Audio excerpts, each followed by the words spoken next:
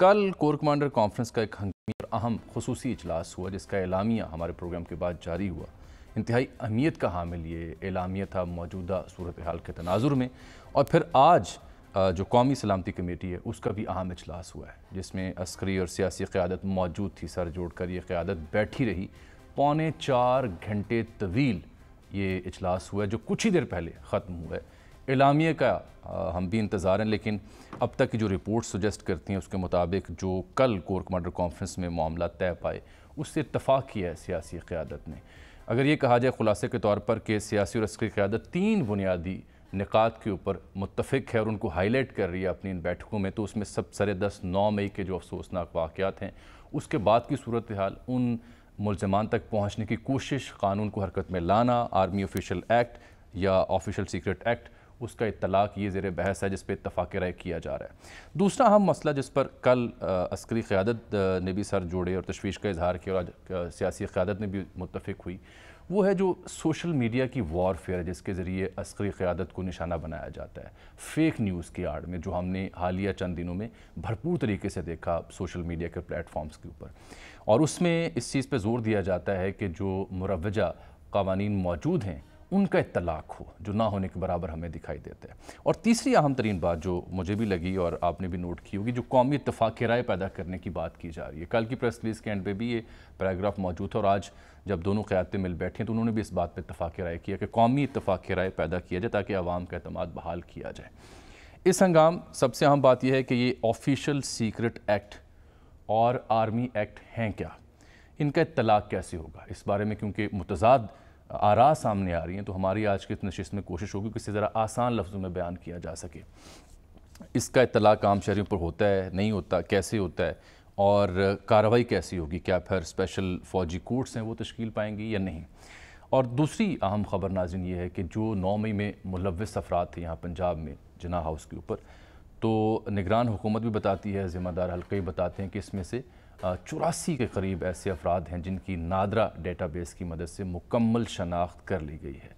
ज़िम्मेदार हल्के ये दावा करते हैं कि वो तमाम अफराद जो इन तोड़ फोड़ में मुलव्वस थे उन तक वो पहुँच चुके हैं, बहुत जल्द ये कानून की गिरफ्त में होंगे।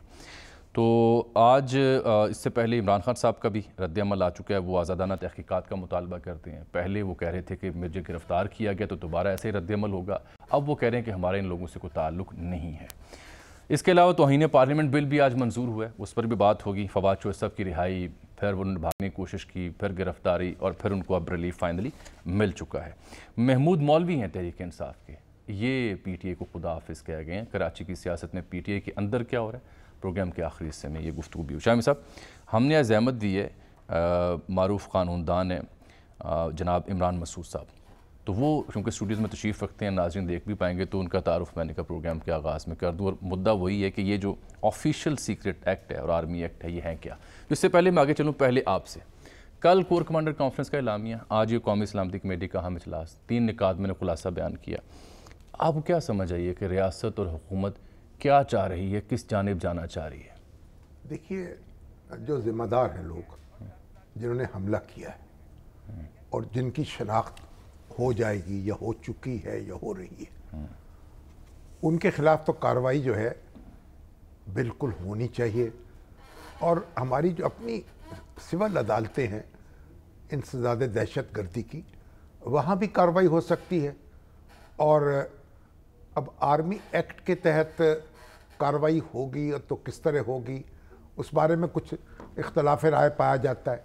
एक ख्याल ये है, लेकिन किसी भी कार्रवाई को ये देख ले, मेरा ख्याल ये है कि जो सुप्रीम कोर्ट में जो अपील का हक है वो तो साकत नहीं होगा।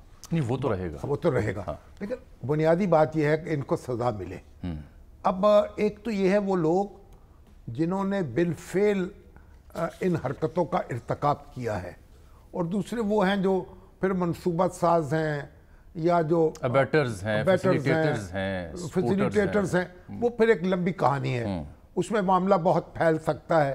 तो मेरा ख्याल ज़्यादा फैलाने की बजाय जो लोग सामने आ चुके हैं उन पर फ़िलहाल तो कार्रवाई करनी चाहिए।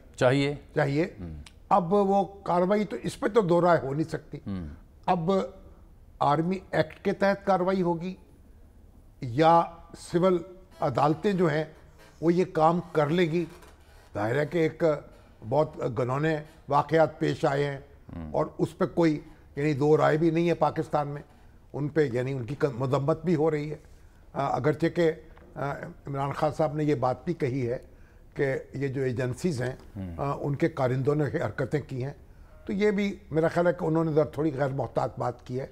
ان کو پوری ذمہ داری کے ساتھ بات کرنی چاہیے. وہ ایک بڑے سٹیک ہولڈر ہیں, بڑے لیڈر ہیں. ایک ایک لفظ جو ہے نا بڑا سوچ سمجھ کے بولنا چاہیے. تو جو اچھا, اور یہ شامی صاحب قطع کلام, یہ کوئی معمولی واقعہ بھی نہیں تھا, کوئی سیاسی بھیڑ چال یا سیاسی کوئی تصادم والی صورتحال نہیں, اس پہ نہ پڑیں اس بحث میں.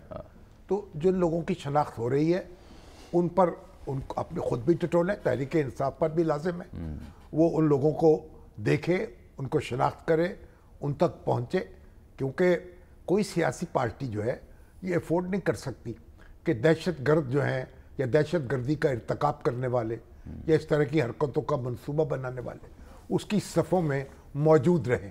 تو یہ ایک اس کا داخلی مسئلہ بھی ہے جس پر قابو پانا چاہیے, لیکن بحیثیت مجموعی میرا خیال ہے کہ اب بوٹ تو یہ ہے کہ ان لوگوں تک ہم پہنچے. لیکن اس کے ساتھ ہی ساتھ ہمارے جو کور کمانڈرز ہیں انہوں نے بھی یہ بات بھی ہے, اور آپ پتہ نہیں قومی سلامتی کمیٹی میں بھی یہ بات ہوئی ہے